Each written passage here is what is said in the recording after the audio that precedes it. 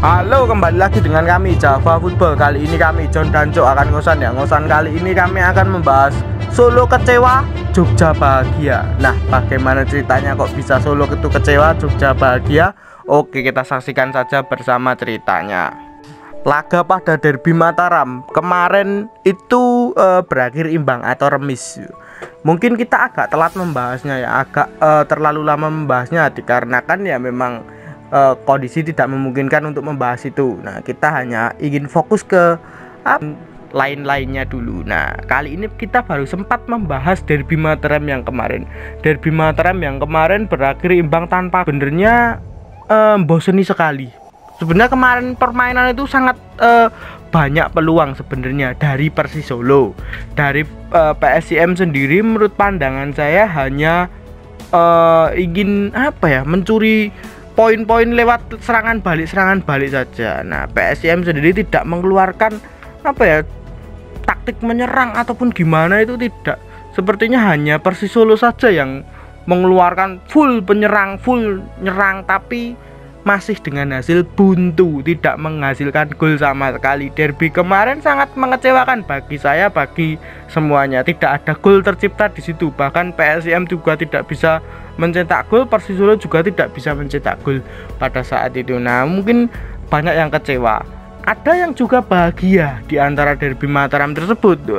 Bahagianya itu ada di Yogyakarta. Supporter PSIM sendiri sebelum pertandingan Derby Mataram itu mengalungi atau mengareti janur. Ibaratnya itu kaya pahlawan-pahlawane Jogja zaman biyen lah, nganggo janur nek perang kuwi ya ngono kuwi ya. Ibaratnya pemainnya ditaleni janur tangane. Nah, seperti itu. Nah, agar jasa para pahlawan terdahulu mungkin ya seperti itu dibawa ke ranah sepak bola ya, mungkin seperti itulah. Saya juga kurang paham kalau soal bab sejarah. Saya juga sejarah SD atau SMA juga tidur. Nah, jadi saya kurang paham.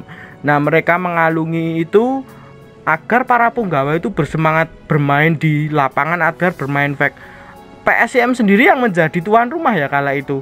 Bukan Persis Ning Manan, tapi PSIM sendiri menjadi tuan rumah saat itu. Nah, dengan mengenakan kaos biru yang saat bermain itu, tapi PSIM sendiri ya dengan masih ala kadarnya sebenarnya. Ini sebenarnya juga perlu evaluasi ataupun perlu juga kritikan.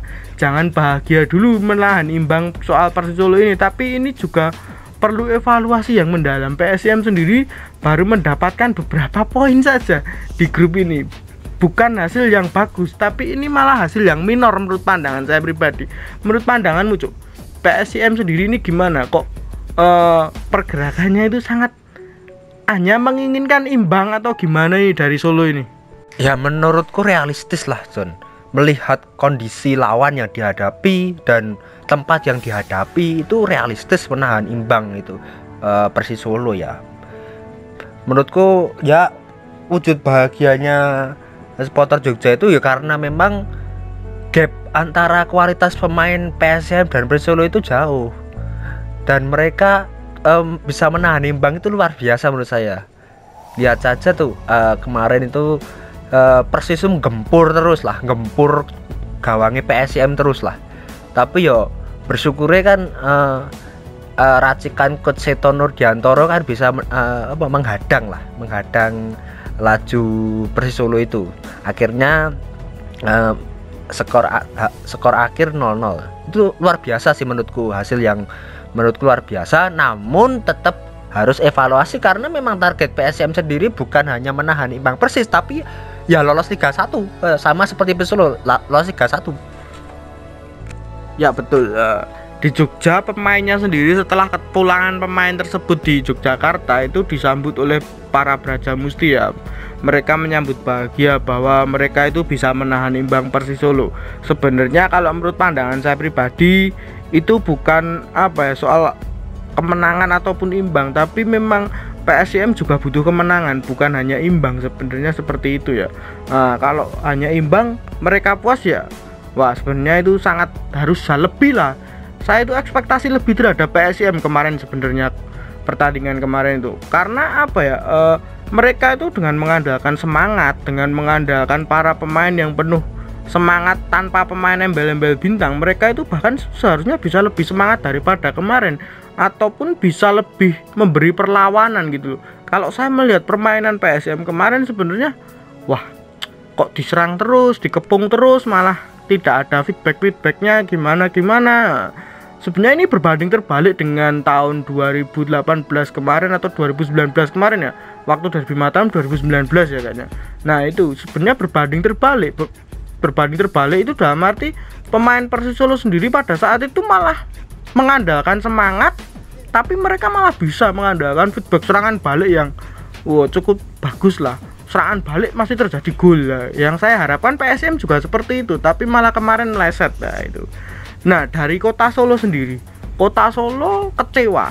Nah, para supporter Solo pun sendiri kecewa. Bahkan setelah pertandingan itu bis dari Punggawa Persis Solo sendiri itu dihadang oleh para supporternya sendiri. Bukan maksud dihadang itu bukan maksud mau diapa-apain, itu tidak. Sebenarnya cuma ingin mendengarkan klarifikasi langsung daripada pemain dan pelatih pada saat itu. Kenapa mereka itu bisa menahan bisa imbang dengan PSM, sedangkan mereka itu kalau dilihat dari segi permainan Persis Solo kemarin diunggulkan sekali, ataupun ya permainan pun mereka itu menyerang terus, tapi finishing tossnya Persis Solo itu sangat buruk sekali, saya akui. Nah ataupun memang bukan karena kita itu tidak memiliki lisensi ya, tapi kita dengan kacamata kita sendiri memang karena pelatih ataupun para pemainnya sendiri ini pun kurang greget, ataupun mainnya itu taktiknya piye itu saya juga kurang paham lah, seperti itu. Kalau taktik dan lisensi mungkin ya saya tidak akan membahas di sini. Ya mungkin kita membahasnya di formal aja. Mainnya yang penting Persis Solo kemarin mainnya elek, wis gitu aja. Menurut pandanganmu gimana nih, Cuk? Ya kemarin kita nonton ya di televisi maksudnya. Melihat Persis Solo yang bermain ya buruk ya. Menurut saya bermain buruk karena ya dilihat dari skuadnya, tapi permainannya seperti itu. Wajar saja ketika supporter Persis Solo banyak yang melakukan tagar out, Eko itu pelatihnya Persis Solo. Karena yang saya lihat kemarin itu taktiknya itu masalahnya. Mesti agar bal di tengahnya langsung diumbul gitu, maksudnya lambung tanpa melakukan akselerasi lah ya di tengah ke depan itu melakukan bola bawah.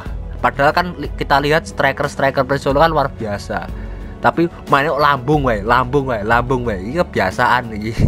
Ya ini kan problem pelatih menurutku, karena pemain sudah bagus tapi ya tidak bisa menghasilkan gol.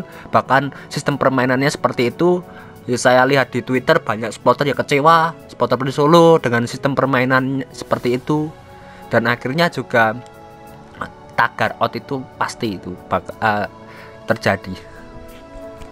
Ya betul sekali, kemarin ada tagar out trending di Twitter ya, media sosial pada saat itu menginginkan supporter Solo itu eco out. Ya sewajarnya lah, menginginkan eco out itu sewajarnya. Kemarin ada salah satu akun yang menurut pandanganku itu akun anonim dari Kota Solo sendiri. Akun tersebut itu mengatakan kasihan Eko tidak memilih pemain. Menurut pandanganku tidak perlu dikasihani, itu memang sudah tugas dari pelatih. Pelatih itu harus punya menurut pandanganku itu idealisme sendiri. Kalaupun pelatih tersebut itu tidak memilih pemain, itu pelatih tersebut kan bisa speak up terlebih dahulu gitu loh. Maksudnya yo ngomong aku ora milih pemain iki, berarti sejak awal itu pelatih ngomong ngosik ngono lho. Aku ora milih pemain iki ngono lah.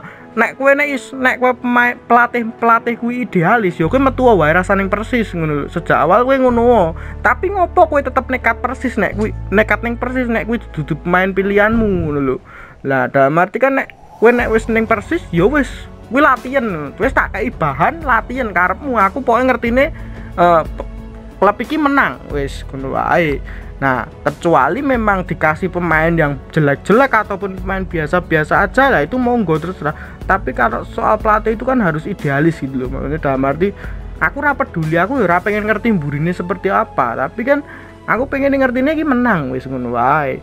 Aku emoh ngomen strategi, emoh ngomen iki ya. Dalam arti gitu. Dan pesan saya untuk supporter Kota Solo sendiri, jikalau pelatih tersebut, pelatih Eko itu dipecat oleh manajemen, supporter Kota Solo sendiri itu jangan sekali-sekali kalian itu request pelatih ini, pelatih itu, pelatih ini, pelatih itu. Itu sangat berbahaya. Kalian itu supporter sebatas pagar tribun. Ibaratnya ora sah kokean request pelatih, wis ben sak karepe manajemen sing milih. Ngono wae. Kita itu penting itu hasil itu.